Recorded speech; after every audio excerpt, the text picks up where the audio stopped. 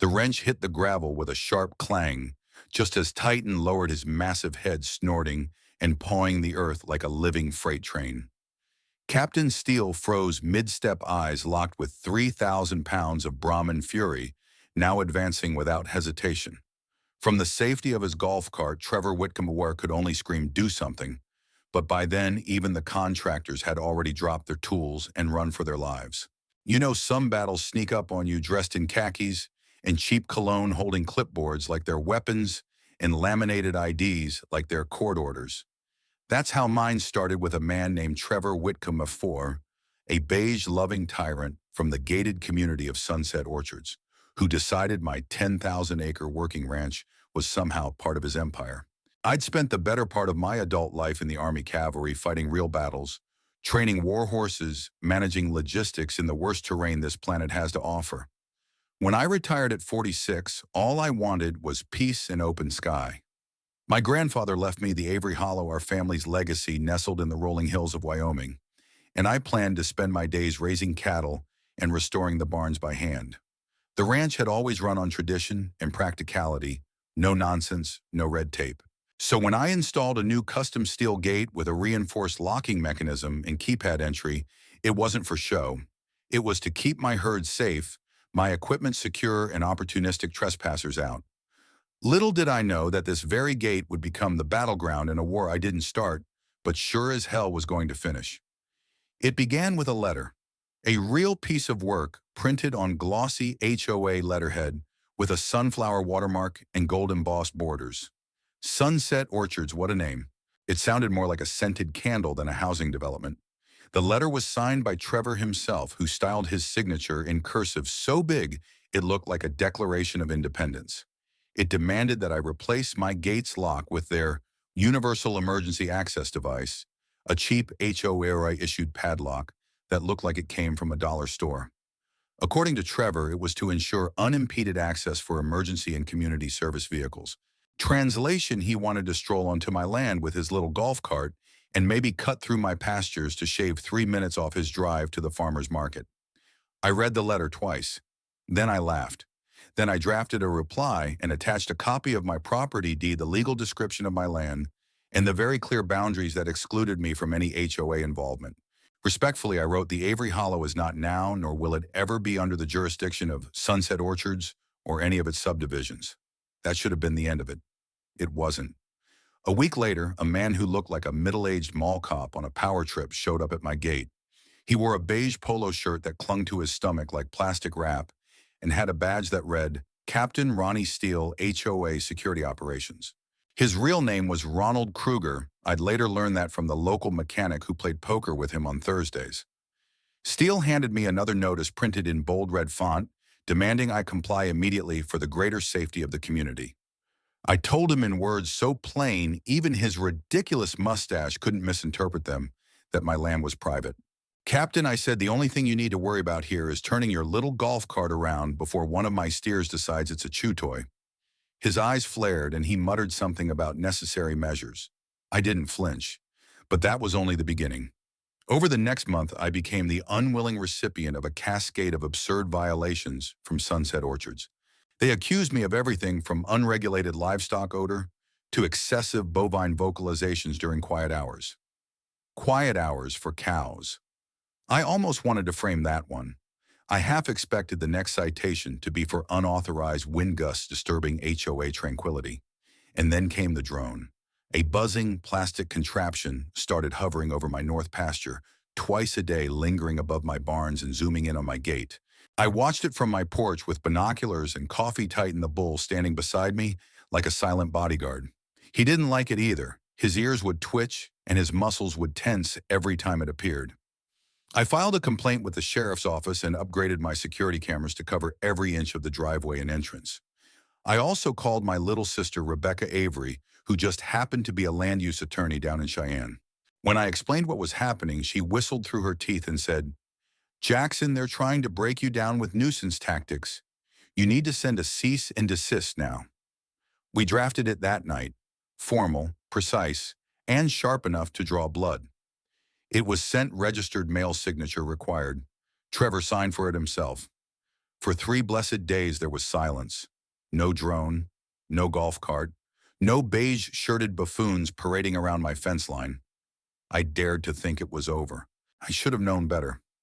HOA presidents like Trevor Whitcomb before weren't used to being told no, especially by someone outside their little picket fence kingdom. He probably looked at my land and saw chaos, saw a threat to his perfect beige vision.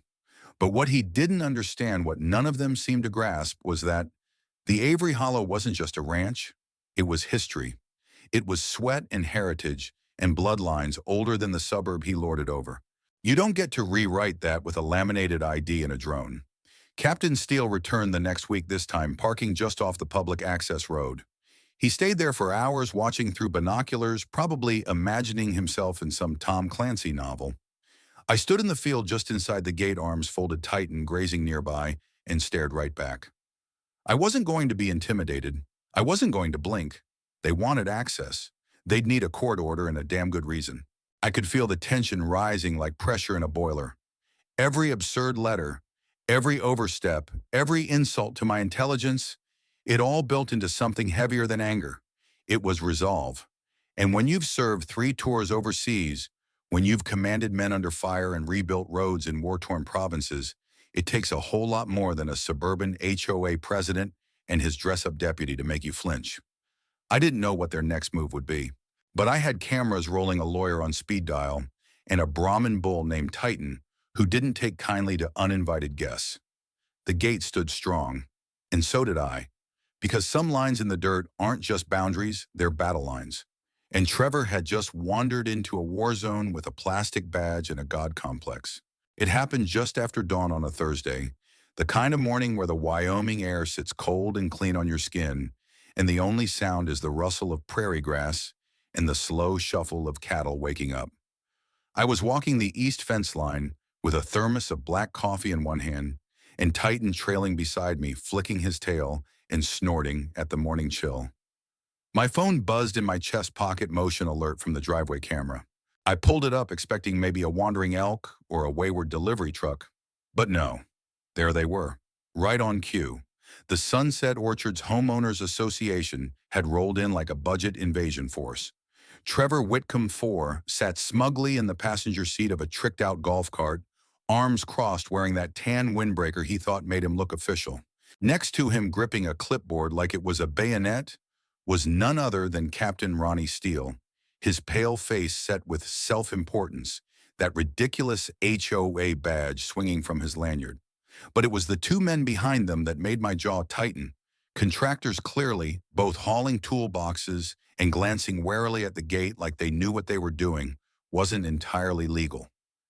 I didn't waste a second. I climbed on my ATV and tore down the gravel path, kicking up dust in my wake. Titan watched me go, then turned slowly, his hulking frame disappearing behind the barn. I'd thought Chapter 1 of this battle was over. Turns out it was just the prologue. By the time I reached the front gate, they were already sizing up the hinges. One of the workers had a wrench out. Steele was pointing at the bolts and muttering what I could only assume was some nonsense about mandated easement compliance and emergency protocols. I skidded to a stop, killed the engine, and stepped off. "Morning, gentlemen," I said loudly enough for the camera above the gate to pick it up. Trevor turned with that politician's smile, the kind that stretches wide but never reaches the eyes.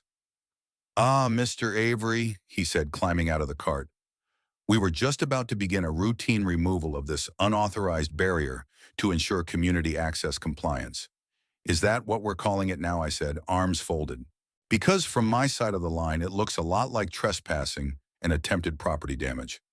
Steele stepped forward, puffed up like a parade float. "As per Sunset Orchards, Section 9, Article 3, the HOA reserves the right to access vital corridors in cases of safety and emergency readiness." I held up my phone, the camera rolling. "This isn't a corridor. This is my driveway. And unless a cow giving birth qualifies as a public emergency, you've got no jurisdiction here." The 2 contractors shifted uneasily. One of them mumbled, "We were just told to unbolt the gate. Didn't know this was private property." I gave him a look that made it clear he knew now. "You're not touching that gate," I said flatly. "Not unless you want to explain yourself to Sheriff Dalton." Trevor stepped forward, voice syrupy. "Now let's not escalate. We just need to make sure Sunset Orchards remains protected and interconnected. You're protected just fine behind your vinyl fences and rose trellises, I shot back. You don't need access to the Avery Hollow unless you're planning to pave it. Steele opened his mouth again, probably to quote some irrelevant clause. But before he could speak, there was a sound deep, low, and unmistakable. A thunderous rumble that made the gravel underfoot vibrate. All eyes turned. Titan was coming. He moved like a freight train wrapped in hide and muscle, his hooves kicking up little puffs of dust with each deliberate step. His head was down those curved Brahmin horns, gleaming like ivory in the morning sun. He let out another deep bellow, more a warning than a threat, but it echoed off the stone gateposts like cannon fire. The contractors froze. Steele took one step back, then another. Trevor's smug expression cracked just a bit. "What? What is that?" he asked, eyes wide. "That," I said, "is Titan. He's head of security, and he doesn't take kindly to people who mess with his gate." Titan slowed as he neared the group, his dark eyes fixed on Steele, who now looked very much like a man rethinking his life choices. One of the contractors dropped his wrench. The other turned to run. "Don't you dare run," Trevor barked. "We are within our rights." But the men weren't listening. They were already halfway to the road tools forgotten. Titan didn't charge. He didn't need to. He took two more heavy steps forward, then lowered his head and gave the toolbox a firm nudge. It flipped with a clatter, spilling wrenches and pliers across the gravel. Steele let out a high-pitched yelp, dropped his clipboard, and scrambled backward, nearly tripping over his own feet. "Mr. Avery, control your animal," Trevor shouted, his voice rising in pitch. "He's a threat to public safety." I raised an eyebrow. "Funny. He hasn't touched anyone. He's just observing. Same as your drone last week." Titan let out a short snort and pawed at the dirt. Steele bolted for the golf cart. Trevor stumbled in behind him, fumbling with the key. Titan took a few more steps forward, calm as a preacher on Sunday morning, and stopped 10 feet from the vehicle. His bulk was so imposing, the cart looked like a child's toy beside him. "This isn't over," Trevor shouted as the cart jerked forward, its little wheels spinning on the gravel. "You'll be hearing from the HOA legal committee. Tell them to bring a better lock," I called after him. The cart disappeared in a cloud of dust, and silence returned to the valley. Titan stood still, watching the road like a sentinel. I walked over, scratched him behind the ear, and smiled. "You did good, boy." My camera had caught everything, every threat, every step, every retreat, and most importantly, the unshakable authority of a 3,000-pound bull who knew exactly what side of the fence he belonged on. It wasn't just about a gate anymore. It was about principle. And if Trevor wanted to keep playing chicken with me and Titan, he'd better be ready to lose a lot more than just his pride. This was the Avery Hollow. We don't negotiate with tyrants and windbreakers. We hold the line with steel, with grit, and when necessary, with hooves. I stood there for a long minute after the dust from Trevor's golf cart had finally settled on the horizon, the morning stillness slowly returning to the Avery Hollow. Titan, all 3,000 pounds of him, stood beside me like a monument, tail flicking, with casual satisfaction, eyes calm and proud. He had made his point clearer than any lawyer could have. The spilled tools lay abandoned at the foot of my gate, one of the wrenches now half buried in gravel, another twisted oddly from when Titan had flipped the toolbox with his snout. I crouched, picked one up, and weighed it in my hand. It wasn't just metal anymore, it was evidence. Within the hour, I was on the phone with Sheriff Dalton, voice steady but firm. I explained everything: the prior letters, the harassment, the drone flights, the absurd citations, and now the morning's illegal attempt to remove my private gate with unauthorized labor. And most importantly, I told him I had the entire event captured on 4 different camera angles. Sheriff Dalton had known my family for years. He knew the Avery Hollow wasn't just any old ranch, it was a legacy. He didn't waste time. "I'll send Deputy Ellis out this afternoon," he said, his voice low and serious. "Keep the footage ready and don't touch anything they left behind." By early afternoon, Deputy Maya Ellis pulled up in a county cruiser, stepping out with the calm efficiency of someone who'd seen too much petty nonsense for one lifetime. She was maybe mid-40s, sharp eyes under a wide-brim hat, and she carried herself with a posture that told you she didn't care one bit about fancy titles like captain in suburban polos. I led her straight to the gate, where Titan still loitered lazily in the pasture just beyond the fence line, chewing cud like a king holding court. She took photos, cataloged the drop tools, and asked me to replay the video footage. I brought her into the office above the workshop and pulled the clips up on the main screen. We watched the whole thing together, Trevor stepping out of the cart with that smirk, Steele pointing and puffing his chest out, the contractors hesitating, and then like a curtain rising on a Play Titan's entrance. The best part, in my humble opinion, was Steele's expression when he realized the bull wasn't stopping. Deputy Ellis chuckled, not loud but genuine. When the cart sped away and Titan sniffed at the abandoned wrench, she paused the video and turned to me. "Mr. Avery," she said, "your bull has better perimeter control than half the deputies in this county." I smiled. "That's why he's on payroll." She took my statement, carefully marked the location of the incident, and advised me that what Trevor and his so-called captain had done clearly constituted trespassing, attempted destruction of private property, and possibly coercion under Wyoming law. She said she'd be following up with both men directly, but I wasn't about to stop there. That evening, I called Rebecca, my sister, my lawyer, and my most trusted ally. I emailed her all the footage along with the still images Deputy Ellis had provided. She reviewed everything that night, and by the following afternoon had a formal legal letter drafted and ready to send. It was long, precise, and absolutely merciless. Addressed to Trevor Whitcomb IV, Ronald Kruger, a.k.a. Captain Steele, and the Sunset Orchards HOA board, the letter laid out line by line every overreach, every false claim, every harassing action dating back to the first bogus violation notice. It included screenshots from the video, full documentation of my property boundaries, and a detailed breakdown of state laws violated. Rebecca didn't hold back. She demanded not only a full written apology, but warned of legal action seeking damages for trespassing, nuisance, illegal surveillance, and emotional distress. Oh, and one more thing, she copied the letter to the county commissioner's office and the Wyoming State Board of HOA Oversight. If Trevor thought his laminated badge gave him power, he was about to learn what an actual seal of law looked like. And then, silence. No drone, no clipboard patrols, no beige golf carts stalking the property line. Not even a passive-aggressive, friendly reminder slipped under the gate at midnight. Just blessed, uninterrupted quiet. At first, I didn't trust it. It felt too easy. But as the days turned into a week and then two, it became clear that the storm had passed.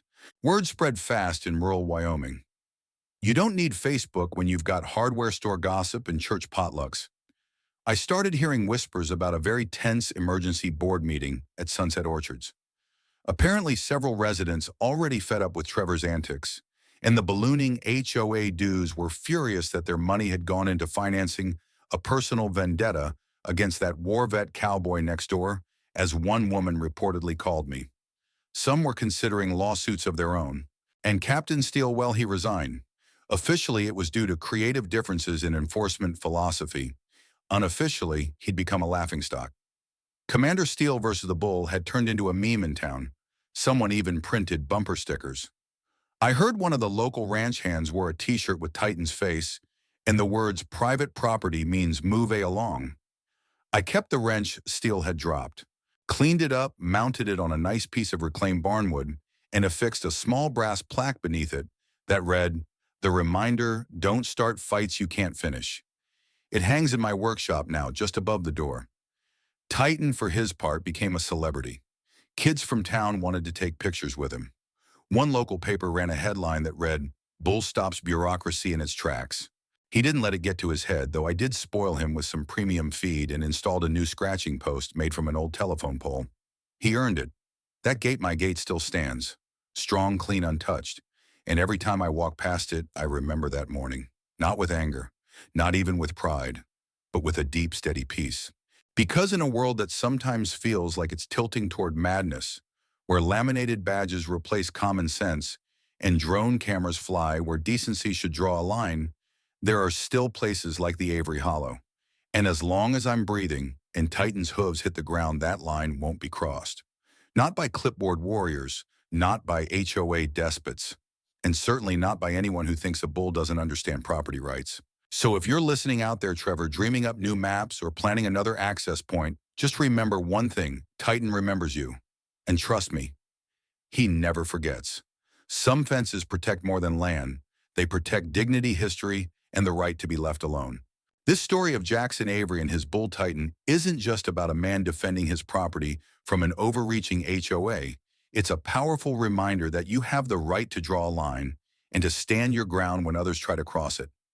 What started with a simple gate turned into a battle over personal freedom, privacy, and respect for boundaries, something every American, especially those who've worked hard to build something of their own, understands deeply. The truth is, we live in a time when people in positions of petty authority often confuse regulations with power. But there's a difference between law and control. The law protects your rights. Control pretends to have the same authority, but it's rooted in fear and ego. What Trevor Whitcomb and Captain Steele tried to do was more than just force a lock. They tried to override a man's legacy to treat a 10,000-acre cattle ranch like it was just another lot on a suburban grid. The lesson here: know your rights, defend your space, and never let intimidation tactics replace legal authority. Whether it's a ranch in Wyoming, a home in suburbia, or even a small business in the city, you have every right to demand respect for your boundaries. Don't let titles, badges, or bureaucracy blind you to what's fair and lawful. And sometimes the best defense isn't a long speech or a courtroom drama. It's a clear, calm message delivered by 3,000 pounds of muscle who doesn't moo unless it matters. To all our listeners, especially those who've dealt with HOAs or local overreach, thank you for tuning in to another episode of U.S. Justice Story. Your time matters, your voice matters, and your experiences matter. If this story struck a chord with you, drop us a comment or share your own story. We'd love to hear how you stood your ground too. Because at the end of the day, this channel isn't just about storytelling. It's about reminding people that fairness still matters in America. Thank you for listening, and remember, stay strong, stay informed, and if they ever try to cross your gate, make sure your Titan's ready.